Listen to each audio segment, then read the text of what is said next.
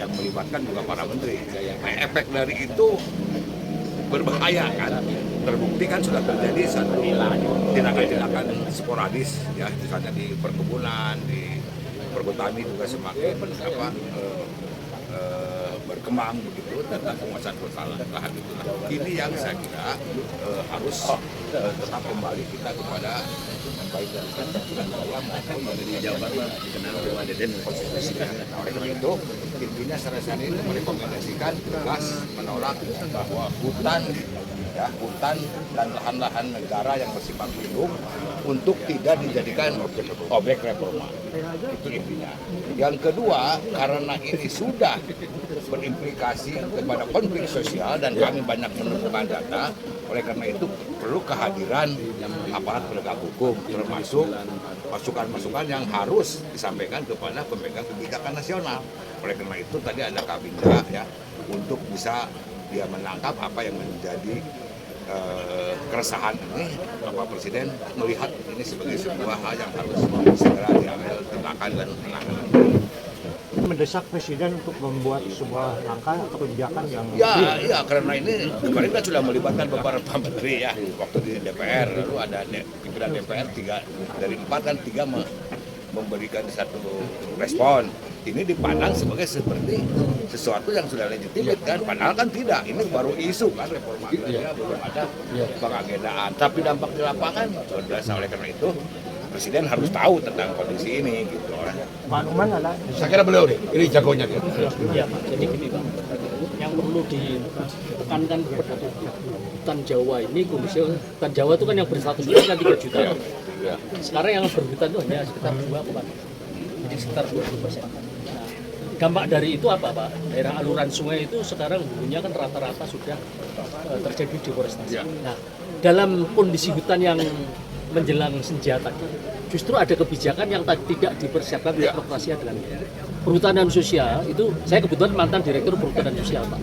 Jadi tahun 2017 itu menyiapkan perhutanan sosial tapi tergesa-gesa, kemurungsung gitu. Sehingga yang terjadi justru deforestasi di Gunung Wayang kalau di Jawa Barat ya, terus kalau di Jawa Tengah di Dieng Jawa Timur, di Jember itu terjadi deforestasi. Nah, seminar kali ini sebenarnya akan mengingatkan bahwa niatnya baik. Ya, awalnya itu adalah sebenarnya kalau zaman saya istilah soft land reform murah.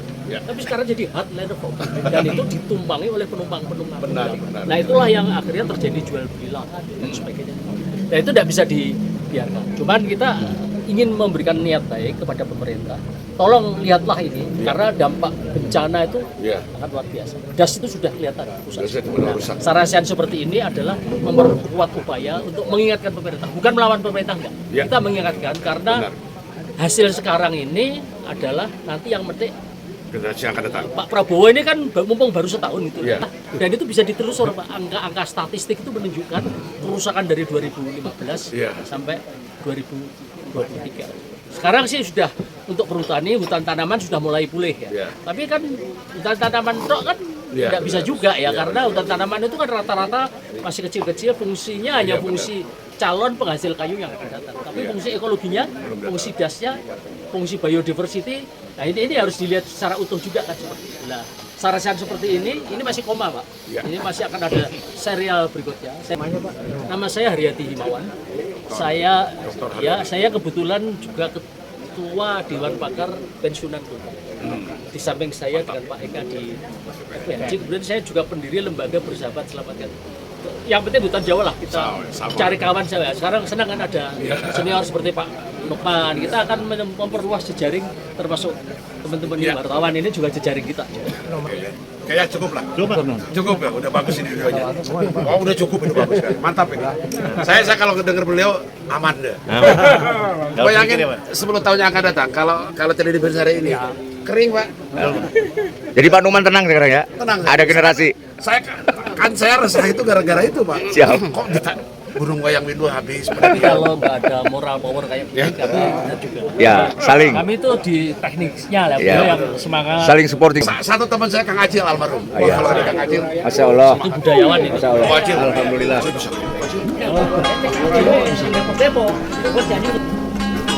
Yudulur rame-rame, yudulur urang tuku kurang junjung, kurang dukung, kurang dukung sarengan. Ulang ragu-ragu hayu. Yuk dulur rame-rame, yuk dulur kurang dukung, yuk dulur kurang junjung, yuk dulur kurang dukung babarengan. Maupun dari para pelaku dan aktivis yang tadi saya sebutkan satu persatu. Saya sebagai tuan rumah menyampaikan ucapan selamat datang Wilujeng Sumping, Bapak-bapak. Kita berada di sebuah bangunan, kalau orang Sunda menyebutnya ini Balandongan, Pak. Di Balandongan, bulan apa? Bulan apa itu arsitektural yang terbuat. Dan kalau orang dulu adat, pakai kaki kita pas bisa. Buatan yang secara bertahap kami berbahan kritis. Dan saya coba sulap. Belakang Bapak ada padi, Pak, organik. Insya Allah kalau dipanen oleh Panuman besok bisa menunjukkan Pak. Dan ini adalah tempat apresiasi teman-teman pengembangan budaya. Jadi Bapak nggak usah heran melihat lisun banyak, ada lelit. Ini simbol supaya anak kita bertanya, Pak. Jadi apa ini peradaban? Tadi sudah diringkas oleh Kang Dadang sebetulnya ya dalam satu sajak beliau yang menggambarkan betapa indahnya. Konon kabarnya para yang ini diciptakan oleh Tuhan sedang tersenyum. Tapi sekarang sedang marah-marah karena terima kasih Bapak-bapak, Kang Yoyon, aduh hilap nih. Berdiri coba Kang Yoyon, ini seniman, banyak menginspirasi. Beliau ini pengarang lagu yang bermuat khusus kepada pemangku hutan dan perkebunan. Jadi setelah salah interpretasi Pak, diterima kemarin seolah-olah itu pembenaran, lalu dibayar kontan tuh. Di mana di Ciwidey, di mana? Berapa hektar Pak? Langsung digergaji dan langsung dihabisi. Lalu dari BIN ini apa perilaku kita seperti itu, begitu kan? Saya kira tidak demikian apa yang menjadi pemahaman budaya kita. Jadi ini aspeknya bukan hanya dari sisi ekosistem Betawi ya. Yang alhamdulillah sekarang jadi tumbuh banyak jagung Pak di situ, hutannya hilang. Nggak tahu siapa yang tanggung jawab. Gerobokan. Jadi kita jalan-jalan juga Pak ke Jawa Timur kemana sama fenomena ini. Bahkan ada 30 hektar lebih berubah hutan dari jagung dan berdiri pabrik ya 3.000 hektar ya. Digerobokan itu sudah fenomena dan gejala itu sudah ada sekarang di Kerawang. Nah orang Sunda Kang Deden wanita ya ujung-ujungnya kan pabrik Pak ya, terus ujung-ujungnya juga industri, jadi belum tentu juga rakyat ya, rakyat pada jadi penonton gitu. Karena kita hak ya kalau mau dibagi-bagi mah bagikan mereka semua tuh. Betul nggak Kang Rumah? Ya benar. Nah kan kasih eta unggul ya benar. Adil. Iya kalau hutan untuk rakyat terus dibagi-bagi ya bagi aja 50 juta rakyat Jawa Barat. Kenapa harus emang dia siapa gitu? Emang orang sieun gitu. Nah gitu kan. Nah itulah saya kira mohon Kang Ismet Bodebek dijaga. Saya didaulat aja Kang Ismet jadi koordinator FPHD Bodebek ya setuju kan? Nah, tuh Kang Dewardana hidup. Bogor Raya. Ya Bogor ini bahaya juga. Ayo disalahkan itu banjir kiriman di Jawa Barat. Enu ngarusak leuweungna jeung perkebunan orang Jakarta. Nah, Jawa Bung apalin teh. Ada Kang Ismet berteriak atuh orang Bogor boleh. Maharaja Pajajaran teh. Pak Desmond ini mau lu saya pertaruhkan ini hari semantik dan Jabar Selatan insya Allah saya tanggung jawab beliau tanggung jawab. Sebab di sana juga saya prihatin Pak. Sancang tinggal lagunya. Kok tega-teganya hutan sancang dan di situ ada perkebunan juga dihabisi. Ya. Ini sudah berbahaya. Kalau orang sudah berani merusak alam pasti berani merusak manusia. Itu kurang-kurang. Udahlah nanti ahlinya dan dia yang bicara ya. Mohon Pak Numan karena mewakili sebagai pendukung Pak Gubernur gitu. Jadi memberi sambutan dan membuka acara ini. Jadi yang sekarang mah gantinya gubernur sebenarnya Pak Numan dan Pak Aher dulu. Ya. Saya kira begitu Bapak Ibu sekalian, terima kasih atas nama ini Tupang 5 ya Pak Kunto, mudah-mudahan putra kebanggaan kami jadi orang yang hebat sebab dia sangat perhatian kepada lingkungan.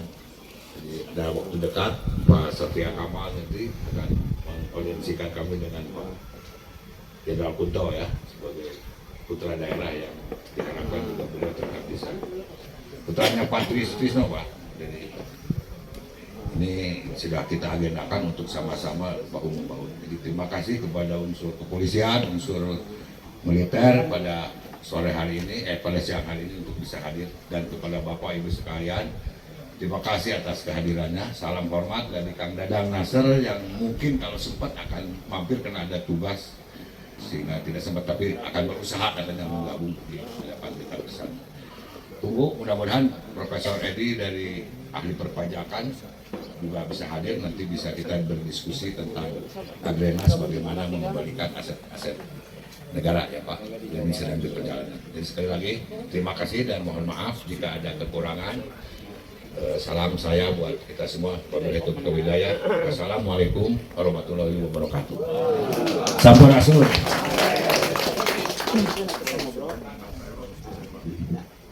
Terima kasih atas sambutan dan arahannya Bapak.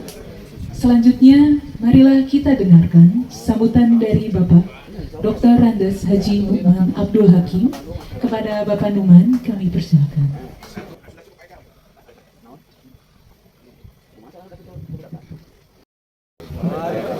Sampurasun. Pak Eka, ini tokoh luar biasa Pak. Saya kenal beliau itu Reformasi 99 yang mendesain siapa anggota MPR, ketua DPR. Saya dengan beliau Pak di rumahnya Pak Haris Sukisno, dan kemudian dia jadi ketua DPRD dan jadi ketua Komisi 2. Jadi yang saya hormati Bapak narasumber dari UGM, Bapak dari BIN, Pak Yuda sama Pak Des, ini yang punya hutan dan punya kebun ini. Kang Mamai, wah luar biasa, saya ingat ayahnya yang backup saya terus menerus. Saya ingat beliau ada di belakang saya dengan Pak Masudi waktu kita nyelamatin Gunung Bilis. Ya ingat ya, siapa dorong kita. Dan beliau datang dan dia luar biasa. Dia dorong kalau perlu masukin polisi aja kata Pak Solihin kalau ada orang penjara bukan negara. Saya ingat beliau itu backup Pak Eka, backup saya dan luar biasa. Pak Dadang ini, bapak-bapak ini tokoh juga ini semuanya, bapak-bapak dari militer dan dari kepolisian serta tokoh-tokoh yang luar biasa. Saya dengan Pak Eka ini di sebuah ruangan di Jalan Citarum ini, gelisahan soal hutan, dan rasanya saya merasa juga terpanggil. Ada satu lagi tokoh yang almarhum, yaitu Kang Aceh Bimbo, orang budayawan yang satu nasib, satu napas dengan Kang Eka. Kami mendirikan forum penyelamat hutan. Karena itu di awal sambutan saya ingin mengajak Bapak ikut berdoa ya. Mudah-mudahan Kang Acil ini prestasinya, langkah-langkahnya di forum ini itu menjadi amal soleh buat dia di tempat. Amin. Walahani ya Al-Fatihah. Bismillah. Alhamdulillah. Ya, amin. Baik, sekarang sebelum membuka saya sedikit saja. Saya kebetulan sekarang di UPI Pak. Jadi Majelis Bali Amanah. Kalau saya terpepet diskusi dengan para orang akademis, saya sebelum dari ke IDA itu jauh lebih objektif. Kang Acil ke video kan? Waktu saya tanya kenapa UPI itu hadir tapi semua pendidikan yang kita lihat itu kok jadi beresek begini? Ada etikanya jelas apa-apa. Saya bilang kenapa nggak produktif pangan di situ? Jauh-jauh kita harus naik ke Papua. Lahan kita itu sawah habis di Bandung. Coba lihat Bapak. Yang namanya Cihideng itu, yang namanya itu Kampung Daun dan sebagainya, itu kan bukan tempat wisata, bukan tempat makan Pak. Yang Roni Rukito itu, saya tahu sih sejak apa. Itu tanaman sayur Pak. Tapi siapa yang menentukan kebijakan bahwa itu menjadi tempat gedung-gedung begitu? Iya, Trinity, Gerah Puspa. Kita tidak anti itulah. Tapi kalau 10% lahan ini di Jawa, ada lewung di babat batu, saya bilang, PKT, itu tugas perhutani atau susah. Tapi bila turun Pak, bulan puasa safari ke lingkungan dan mulai Banten terus sampai ke yang punya Jogja juga dikritik. Makanya saya bilang, Jogja ngapain tuh minta tanah yang kayak begitu. Sampai saya kritik juga Pak, jujur Pak. Karena saya merasakan, saya berat sejak zamannya Pak Solihin almarhum Gubernur, Pak Naepi, Pak Wirana, saya melanjutkan berat itu Pak. Kan tanah kita, tanah ada perusahaan koka, tehnya punya Jawa Barat, kan jarang juga tuh 400 hektar dan Pak Solihin bilang kita pakai polisi aja Pak. Kita mau nangkapin orang banyak begini sulit juga. Iya Pak. Jadi tanah siapa aja Pak. Saya beli lahan lagi di Pangalengan, dirampok lagi Pak, 50 hektar Pak. Jadi udah sulit Pak, kalau kita tidak nyari orang dibagi-bagi apalagi pakai regulasi KHDPK. Saya juga mau Pak, kenapa nggak saya yang dibagi? Nah, minta badannya. Kalau KHDPK mau adil, Pak Eka bagi, saya bagi, ayo kita habisin gedung Manglayan, habisin gedung gede itu saya berangkat tangkal. Tapi kalau tidak, ini rusak Pak. Bapak lihat punya Bapak, bayar PBB-nya itu di daerah utara Pantura itu yang dipakai untuk udang. Itu kan tanah Bapak bayar PBB-nya, tapi yang menikmatinya udah Jakarta. Begitu. Terima kasih atas perhatiannya dan saya ucapkan bismillahirrahmanirrahim. Apa namanya ini? Sarasehan keberlangsungan eksistensi hutan di tengah isu reforma agraria dengan resmi saya nyatakan dibuka. Wassalamualaikum warahmatullahi wabarakatuh.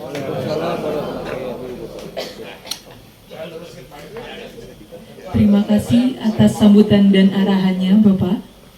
Sebelum memasuki acara inti, memasuki acara utama.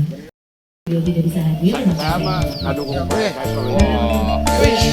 Pada kesempatan ini sepertinya akan saya minta terlebih dahulu kepada Bapak Teguh Yuwono, ini beliau rekan saya bersama saya akan sampaikan terlebih dahulu kurikulum beliau adalah dosen dari Fakultas Kehutanan di jurusan beliau sebagai staf pengajar yang